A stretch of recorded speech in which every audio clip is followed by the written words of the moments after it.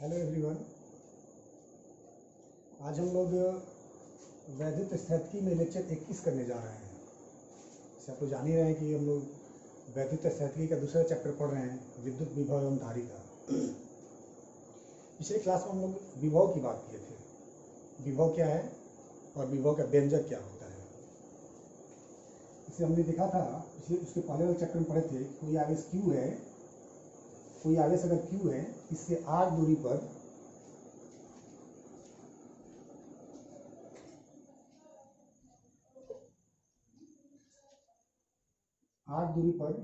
तीव्रता, विद्युत तीव्रता का व्यंजक होता है 1/4 pi epsilon naught Q by R square.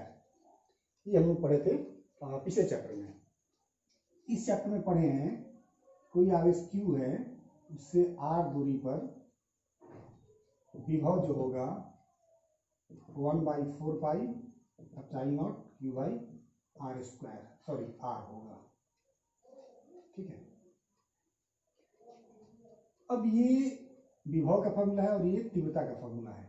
इन दोनों के बीच में संबंध है। विद्युत तीव्रता विभवांतर भी कर सकते हैं। विभवांतर इसलिए है कि अनंत का विभव शून्य है। अनंत का विभव कितना है? शून्य।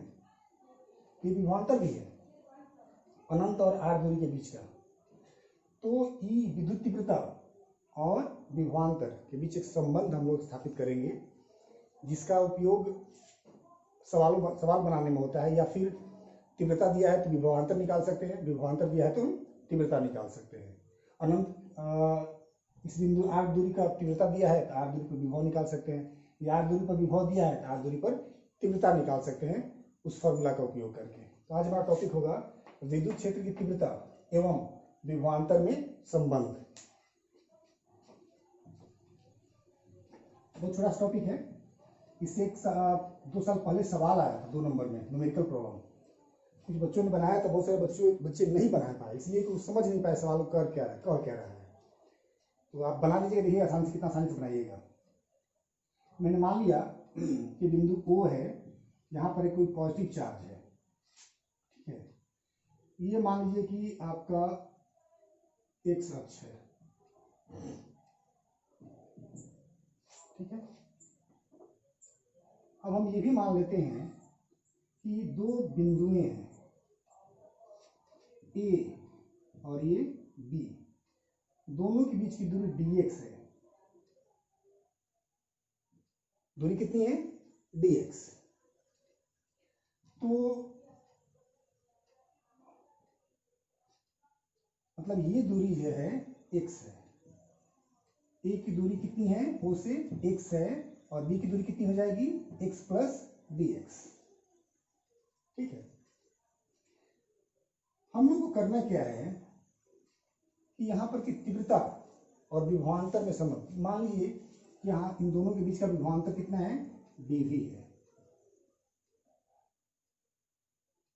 दोनों बिंदुओं के बीच की, यहाँ मान लो v है, यहाँ पर v प्लस dv है, तो विभवांतर कितना हो जाएगा? dv। कैसे संबंध स्थापित करेंगे हम लोग? तो हम लोग क्या करेंगे, यहाँ पर एक टेस्ट चार्ज रखेंगे। क्या करेंगे? टेस्ट चार्ज रखेंगे। अब टेस्ट चार्ज को हम मूव कराएंगे, B से A की ओर लाएंगे। यहाँ टेस्ट चार्ज पर एक बल लगेगा, F। कौन लगाएगा? सोर्स चार्ज लगाएगा। ये भी पॉजिटिव, ये भी पॉजिटिव, तो अब ये, और हम लोग ये पॉइंट जो A और B लिए हैं ना, इतना नजदीक लिए हैं, इन दोनों के बीच बल F ही होगा। मानेंगे कि F ही रहेगा, जबकि आप जानते हो कि आवेश से नजदीक आने पर बल बढ़ता है, दूर जाने पर बल घटता है। लेकिन यहाँ चूंकि A और B बड़ा दिख रहा है, लेकिन बहुत नजदीक माने हैं, इसलिए दोनों बिंदुओं पर हम बल को F ही मान लेंगे कि F है। तो बल F लग रहा है और विस्थापन कितना हुआ? dx। तो कार्य निकाल लेंगे। ठीक है। तो लिखते हैं इसको। कैसे लिखेंगे? माना कि कोई धनात्मक आवेश Q किसी बिंदु O पर है उससे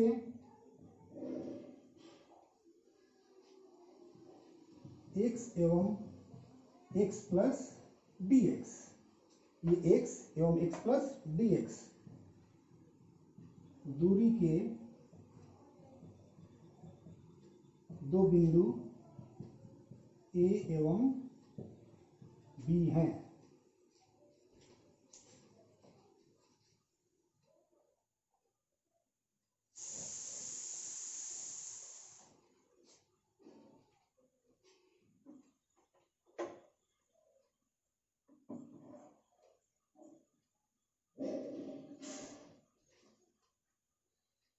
पॉइंट पे चमक रहा है।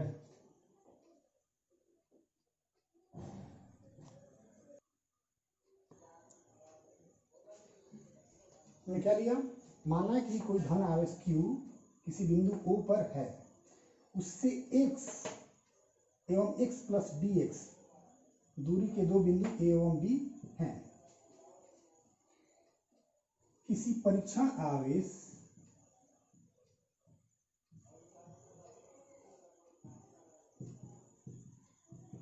Q0 को B से A तक लाने में किया गया कार्य, कितना कार्य करना पड़ेगा। तो कार्य का फॉर्मूला होता है, छोटी सी दूरी के लिए है तो छोटा कार्य dw f डॉट dx। अब देखिए f इधर है इस डायरेक्शन में और ds इस डायरेक्शन में है, दोनों के बीच कोण कितना हो जाएगा 180 डिग्री। तो dw हो जाएगा f dx cos 180 मतलब माइनस f dx, cos 180 का मान -1 होता है, ये dw हो गया। ठीक है, अब चूंकि ये कार्य हुआ, कैसा कार्य हुआ, परीक्षण आवेश को लाने में, मतलब परीक्षण आवेश पर बल लग रहा है तो हम कार्य कर रहे हैं, और ऋणात्मक कार्य मतलब बल के विरुद्ध कार्य कर रहे हैं। तो परीक्षण आवेश पर कितना बल लग रहा है, परीक्षण आवेश पर लगने वाला बल। अब देखो कोई आवेश जब किसी विद्युत क्षेत्र में रखा जाता है, पढ़े हम लोग, कोई भी आवेश जब विद्युत क्षेत्र में रखा जाता है तो उस पर एक बल लगता है, बल कितना होता है Q इंटू ई, Q0 इंटू ई। अब Q0 इंटू ई यहाँ रख देते हैं तो dw कितना हो जाएगा minus Q0 E into dx। अब इस dx को इधर एक चले आते हैं,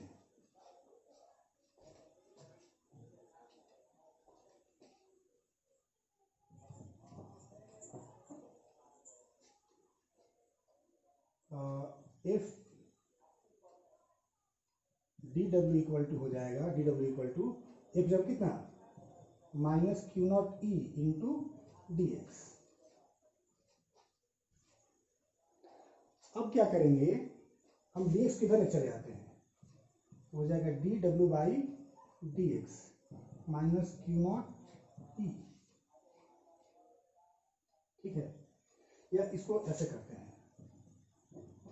नहीं करते हैं, dw बाई Q0 करते हैं, वो एक टर्म मिल जाएगा, इधर कितना बचा माइनस ई dx।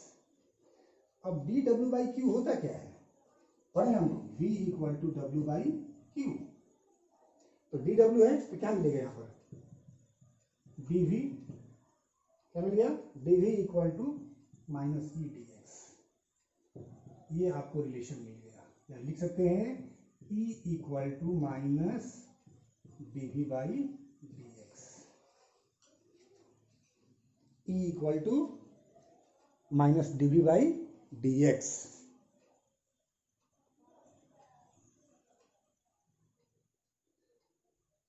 अब देखिए इसमें दो फॉर्मूला है, अगर आपको v पता है यदि v पता हो तो E निकालने के लिए d by D X of v, और यदि E पता हो तो v इक्वल टू हो, v कैसे, ऐसे क्या क्या लिखेंगे यहाँ से, E D X equal to minus D V, ठीक होगा, E D X equal to minus D V. अगर आप ई पता है तो आप ये भी लिख सकते हो D V equal to minus E D X. अब इसका इंटीग्रेशन कर देंगे हम, समाकलन, इससे हमको क्या मिल जाएगा, v मिल जाएगा, ठीक है। अब यहाँ पे एक टर्म आया, माइनस का मतलब क्या है, तो माइनस बताएगा कि विद्युत तीव्रता की दिशा, जिस दिशा में विभव घटेगा उस दिशा में, ध्यान सुनिएगा, माइनस चिन्ह बताएगा कि विद्युत तीव्रता की दिशा वही होगी जिस दिशा में विभव घट रहा है, D V by D X, इसको विभव प्रवणता भी कहते हैं, ठीक है। तो हम दूर जाएंगे, यहां से दूर जाएंगे तो विभव क्या होगा, घटेगा, अनंत पे जाके शून्य हो जाएगा। कहां घट रहा है, दूर की ओर घट रहा है, तो तीव्रता की दिशा कहां होगी, दूर की ओर। अगर ये माइनस आवेश होता तो यहां पर विभव ऋणात्मक होता। हालांकि ध्यान रखिएगा एक चीज, विभव का फॉर्मूला क्या होता है, v equal to 1/4 pi epsilon naught q by R R. ये कब, जब आवेश प्लस हो, और आवेश माइनस होगा तो माइनस होगा, प्लस आवेश के लिए होगा और माइनस q के लिए v इक्वल टू होगा -1/4 pi epsilon q by R, ठीक है। मतलब धनात्मक विभव, धनात्मक आवेश का विभव धनात्मक, ऋणात्मक आवेश का विभव ऋणात्मक होता है। तो अगर फिर से इसको समझिए, माइनस से मतलब, माइनस क्या बताता है, विद्युत तीव्रता की दिशा बतलाएगा। ये माइनस की दिशा कैसे पता चलेगा, तो जिस दिशा में विभव घट रहा है वह दिशा विद्युत तीव्रता की दिशा होगी। यहां से हम दूर जाएंगे तो विभव क्या हो रहा है, घट रहा है, तीव्रता कहां होगी, दूर की ओर, धन आवेश है। अगर माइनस आवेश होता, यहां पर विभव ऋणात्मक होता, यहां जाके शून्य हो जाएगा, कहां पर, अनंत पर। तो जब हम दूर जाएंगे तो विभव घटेगा कि बढ़ेगा, यहां मान लो -5 है और यहां जाके शून्य हो गया, कि घट रहा है कि बढ़ रहा है, बढ़ रहा है, -5 जीरो से छोटा है ना, तो आगे जाने पर क्या विभव बढ़ रहा है। तो विभव कहाँ बढ़, सॉरी घट रहा है, तो सॉरी विभव क्या हो रहा है, बढ़ रहा है, घटेगा कहाँ, इस दिशा में घटेगा। तीव्रता की दिशा कहाँ होगी, जिस दिशा में घटता है। इसमें बात समझिए, माइनस बताएगा कि जिस दिशा में विभव घटेगा वही दिशा तीव्रता की दिशा होगी। तो अगर धन आवेश है तो दूर जाने पर विभव घटेगा, तो तीव्रता दूर की ओर होगी, क्योंकि प्लस आवेश है। माइनस आवेश है तो नजदीक आने पर विभव घटेगा, जितना नजदीक आएंगे माइनस उतना बढ़ता जाएगा, माइनस संख्या छोटी होती है जीरो से, तो नजदीक आने पर विभव क्या हो रहा है, घट रहा है, तो तीव्रता कहाँ होगी, आवेश की ओर। और आप जानते हो कि आवेश की तीव्रता क्या होती है, आवेश की ओर, ठीक है। एक लाइन लिख सकते हैं, ऋणात्मक चिन्ह बतलाता है कि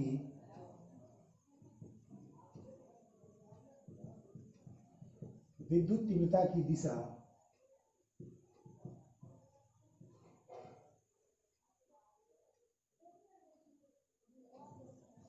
विभव के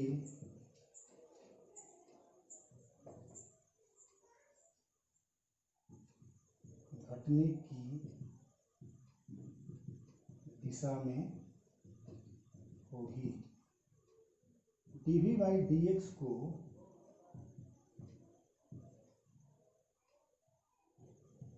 विभवांतर की दर या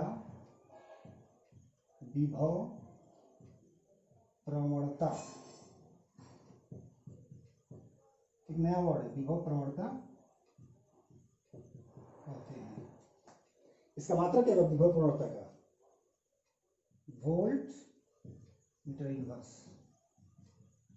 मात्रा क्या होगा इसका, विभव का नहीं, विभव प्रवणता का। विभव का मात्रक वोल्ट होता है, इसी में क्या है dx, dx का मात्रक मीटर होता है।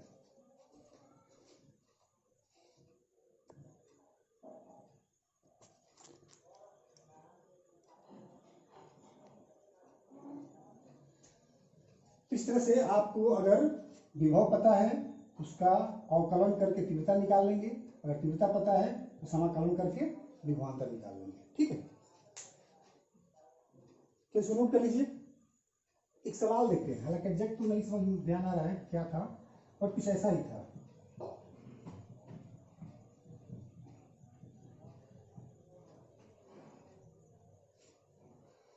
दिया हुआ था E इक्वल टू 2 + 3x, तो x बराबर 2 पर विभव ज्ञात करें।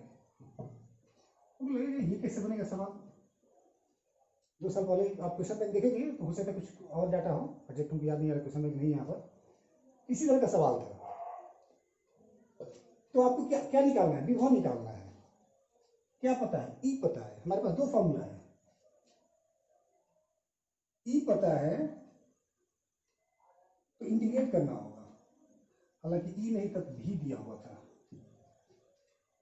ठीक है, तो क्या ज्ञात करना था, तीव्रता ज्ञात करें। कुछ ऐसा सवाल था, मुझे एग्जैक्ट याद नहीं आ रहा, ऐसा ही था। 1-2 साल पहले क्वेश्चन बैंक में देखिएगा तो मिल जाएगा।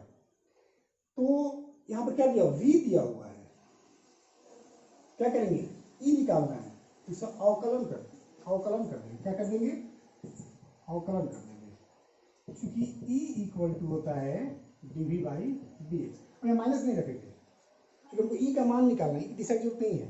अगर दिशा निकालनी होती तो रखते, बट यहाँ पर हम लोग मान निकालेंगे तो माइनस नहीं रखेंगे। E equal to dv/dx, d/dx। अब v की जगह कितना लिखेंगे, v का मान कितना दिया है 2 + 3x।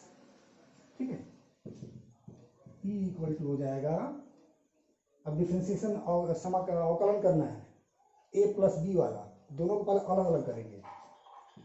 d/dx of 2 + d/dx of 3x। अब जानते हो किसी भी नियतांक का अवकलन क्या होता है, 0 प्लस इसमें नियतांक बाहर आ जाएगा 3 d/dx ऑफ x। dx/dx 1 होता है, e कितना हो गया 3 न्यूटन किलोमीटर। ये आपको आंसर आ गया। विभव जो है x का फलन है, x बढ़ने पर विभव घट बढ़ रहा है, लेकिन तीव्रता वहां पर एक समान होगी। ठीक है, क्योंकि इसमें x नहीं आया, ये x देने का कोई मतलब नहीं है।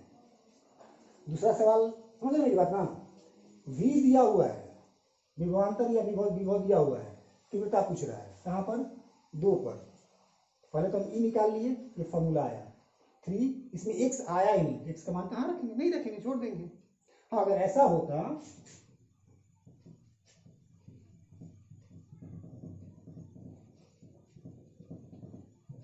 तो मान लीजिए सवाल ऐसा होता, v इक्वल टू 2 + 3x²। ठीक है, x बराबर 2 पर, तो x बराबर 2 पर e बराबर व्हाट। ठीक है, तो देखते हैं कैसे निकालेंगे, क्योंकि e इक्वल टू होता है dv/dx। d/dx v कितना है 2 + 3x²। इसको अलग कीजिए, d/dx of 2 + d/dx of 3x²। ये सब तो जानते हैं आप लोग, मैथ्स में पढ़े, कैलकुलेशन पढ़े भी होंगे, हमारे 12th में पढ़ना था, मेरे तो मैंने बताया था आप लोग को।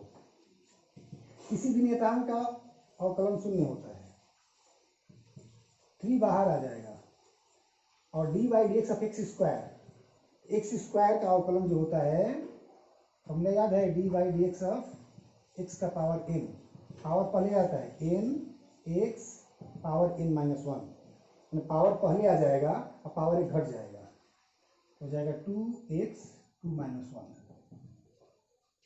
2x हो गया, मतलब 3 इंटू 2 6 हो जाएगा ना, 6x। अब देखिए यहाँ पर e जो आया x का फलन है, x के साथ बदलेगा, तो अब कहाँ पर पूछ रहा है, x बराबर 2 पर, x बराबर 2 पर, e बराबर 6 गुने 2 बराबर 12। ये क्वेश्चन आया हुआ क्वेश्चन है कि मैंने ऐसे अपने से लिख दिया। इस तरह के क्वेश्चन इस टॉपिक से पूछे जा सकते हैं, या उसको उपयोग करेंगे हम लोग। जैसे हम लोग विद्युत तीव्रता निकाले हैं, इसके लिए द्विध्रुव के लिए अक्षीय बिंदु पर, निरक्षीय बिंदु पर, अन्य बिंदु पर, यहाँ विभव निकालना है, तो हम चाहे तो बिना निकाले हुए इसकी सहायता से, इन दोनों फॉर्मूला की सहायता से लिख सकते हैं, लेकिन चूंकि 5 नंबर में प्रश्न आता है इसलिए हम लोग को निकालना होगा। तो अगला टॉपिक जो होगा आप लोग का, एक पहले तो ऊर्जा पढ़ लेंगे, दो आवेश एक दूसरे के साथ रहेंगे तो विद्युत ऊर्जा कितनी होगी, स्थितिज ऊर्जा कहते हैं उसको, विद्युतीय स्थितिज ऊर्जा। हमने बताया था, याद होगा आप लोग को 11th क्लास में। स्थितिज ऊर्जा 3 तरह की बात किए थे हम लोग, ठीक है, कौन कौन, गुरुत्वीय स्थितिज ऊर्जा, गुरुत्वीय स्थितिज ऊर्जा mgh, प्रत्यास्थ स्थितिज ऊर्जा हाफ kx², याद होगा। और तीसरा यही है, हालांकि आज नहीं पढ़ाए, अगले क्लास में पढ़ाएंगे, विद्युतीय स्थितिज ऊर्जा, ठीक है, अगली क्लास में देखेंगे। आज इतना रहते हैं, थैंक यू।